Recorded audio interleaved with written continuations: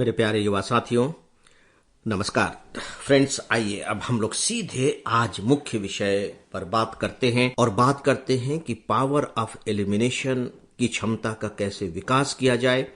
और इसका जो सबसे प्रमुख बिंदु है, कभी कभी तो मुझे लगता है कि मैं कह दूं कि एकमात्र बिंदु है, वह है पढ़ने का ढंग, आर्ट ऑफ स्टडी।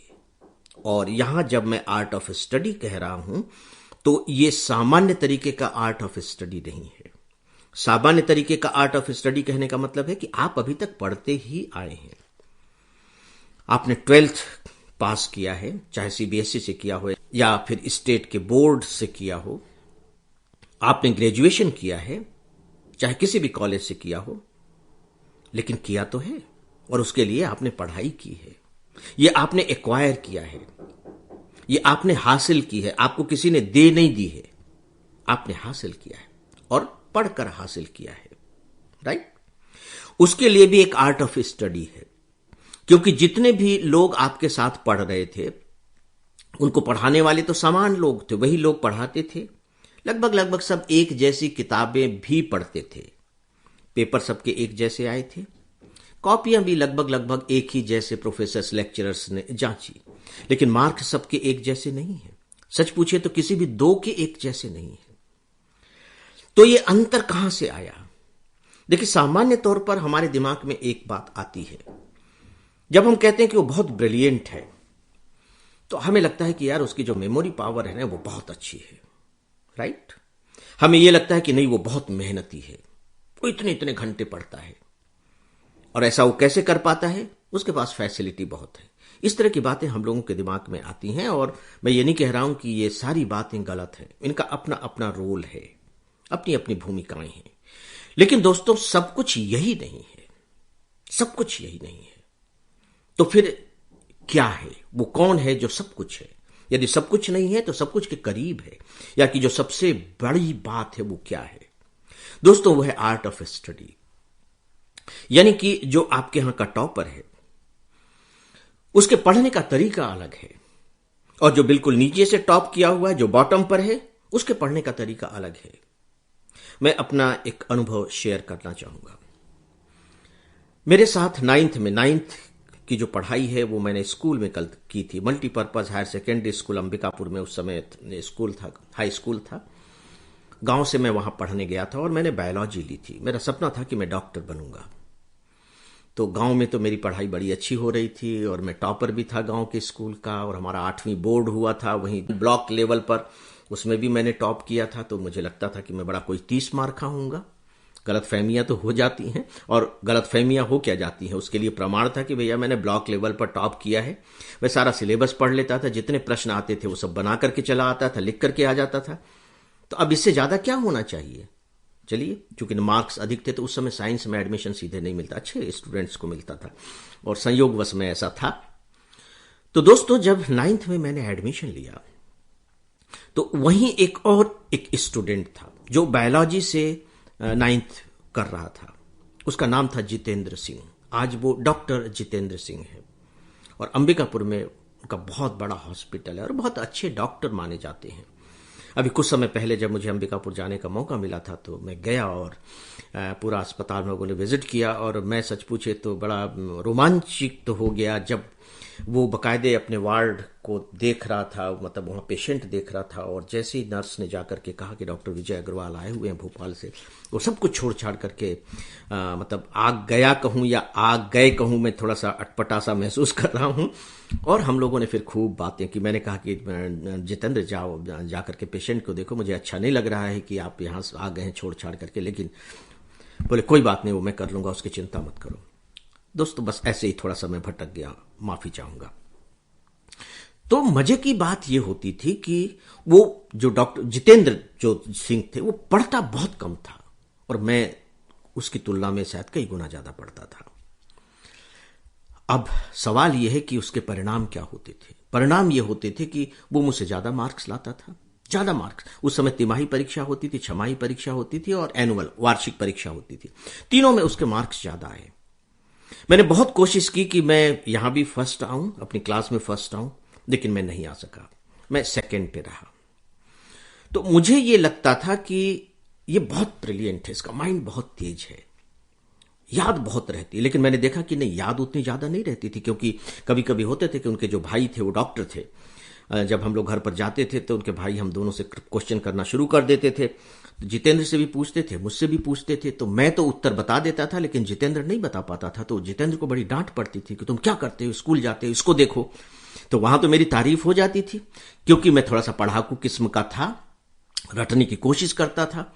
लेकिन मैं देखता था कि वो वहां उत्तर नहीं दे पाता। मैं खुश भी हो जाता था कि यार ये तो बता नहीं पा रहा जितेंद्र से, इससे तो ज्यादा मेरे नंबर आने ही आने हैं। लेकिन मेरे नहीं आते थे, कभी नहीं आए। और ऐसा नहीं कि फर्क कोई 2-4 नंबर का होता था, काफी फर्क होता था, और मैं कभी उसे क्रॉस नहीं कर पाया। मैं एक छोटा सा आपको उदाहरण बता रहा हूं। तो वो रहस्य कहां था दोस्तों? जो सारा का सारा रहस्य जो मुझे बहुत बाद में पता लगा, या ऐसा नहीं कि उन्होंने जितेंद्र से मैंने पूछा और जितेंद्र ने बताया हो। जो सबसे बड़ी बात है यह है कि वो पढ़ता इस तरीके से था कि उसकी चीजें समझ में आ जाती थी, वो चीजों को समझ लेता था। और मुझे चीजों को समझने में थोड़ी सी दिक्कत होती थी, और जिन्हें मैं नहीं समझ पाता था उन्हें मैं रट लेता था। वो ऐसा नहीं करता था। और बाद में फिर जो मेडिकल के लिए जो एंट्रेंस टेस्ट होते हैं उसमें उसने टॉप किया। जहां तक मुझे याद आ रहा है कि एमबीबीएस और एमडी में भी उसने टॉप किया। वो थ्रू आउट टॉपर स्टूडेंट ही रहा, जबकि बहुत ही मस्त मौला, बहुत ही मस्त रहने वाला, कोई तनाव में नहीं।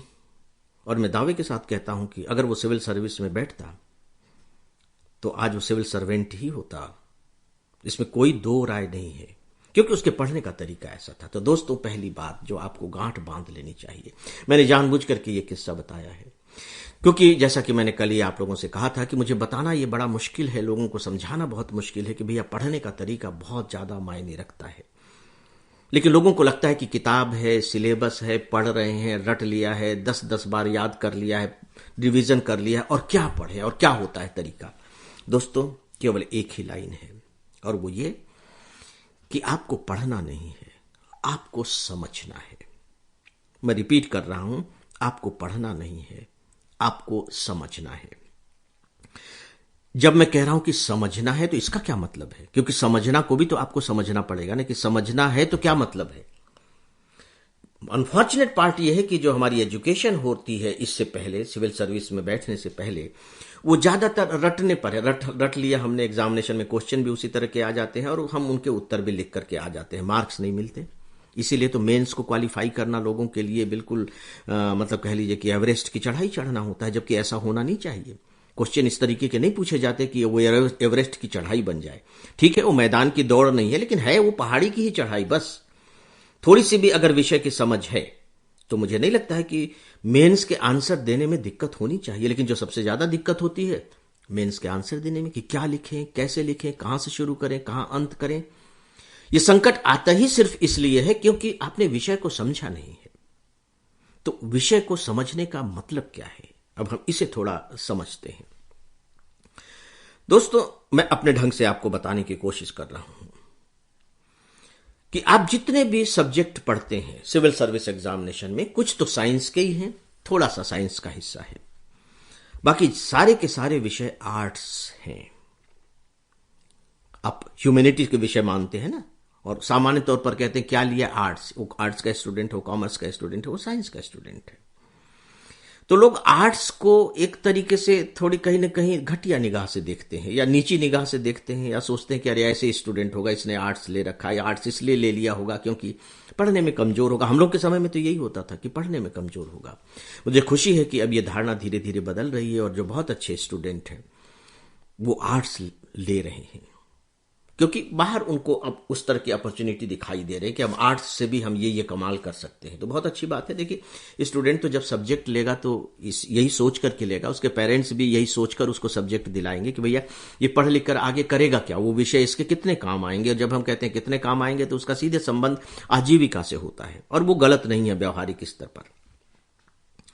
तो दोस्तों, जो समझना है उसके लिए जो मैं पहला तथ्य आपको बताना चाहूंगा, जो उसका जो पहला एलिमेंट है वो ये है कि विषय तो आर्ट्स के हैं, लेकिन आपको इन्हें साइंस की तरह पढ़ना है, साइंस की तरह पढ़ना है।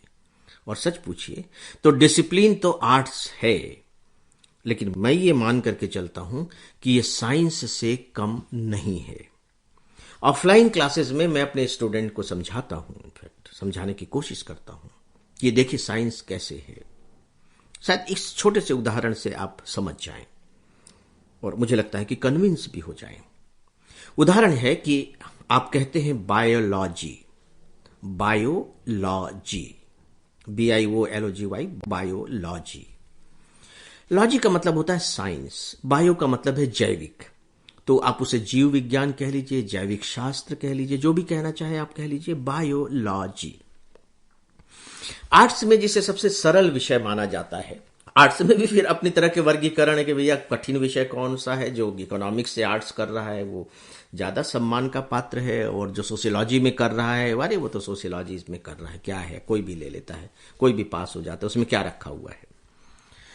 सोशियोलॉजी, वहां बायोलॉजी और यहां सोशियोलॉजी। ये लॉजी क्यों है, सोशियो के साथ लॉजी क्यों लगा हुआ है, आपको सोचना चाहिए इस पर। पॉलिटिक्स की जगह एक विषय होता है पॉलिटिकल साइंस, पॉलिटिकल साइंस, तो पॉलिटिकल के साथ साइंस क्यों लग गया, कुछ और लगा देते। पॉलिटिकल आर्ट्स क्यों नहीं लगा रहे हैं। दोस्तों बस मेरी इन बातों पर आप थोड़ा सा विचार कीजिए, और मैं चाहूंगा कि मुझे वक्त दीजिए ताकि मैं ये बातें आपके दिमाग में अच्छे तरीके से बैठा सकूं। तो फ्रेंड्स, मुख्य विषय के बारे में बस इतना।